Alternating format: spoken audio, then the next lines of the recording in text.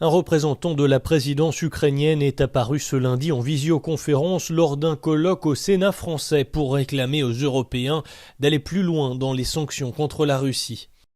Nous pensons qu'il est très important de renforcer les sanctions, de faire comprendre au monde que c'est désormais le seul moyen de forcer l'agresseur à adopter une position de négociation plus ou moins acceptable. Un embargo énergétique serait très douloureux pour la Russie.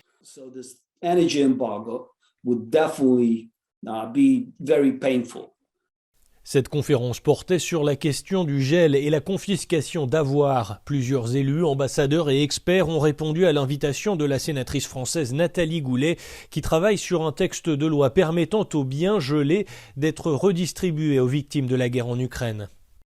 Est-ce que la communauté internationale, comme elle l'a fait pour l'Irak, par exemple, et la Syrie, va transformer ces avoirs gelés en avoirs confisqués qui seraient alors vendus au profit d'un fonds de reconstruction. Bon, c'est des sujets sur lesquels il faut qu'on travaille maintenant parce qu'on n'a pas de temps à perdre.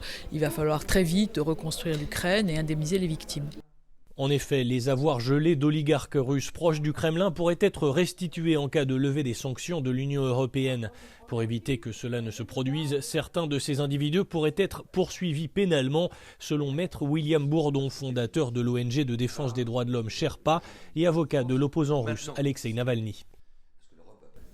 Peut-être qu'un jour, des autorités judiciaires de tel ou tel pays considérera que, au-delà des sanctions, se superposent, se rajoutent de façon suffisamment intense des indices de la commission du délit de blanchiment de fraude fiscale, parce qu'il s'agit bien de ça, et que ça puisse conduire éventuellement à rajouter ou convertir des saisies administratives en saisies pénales.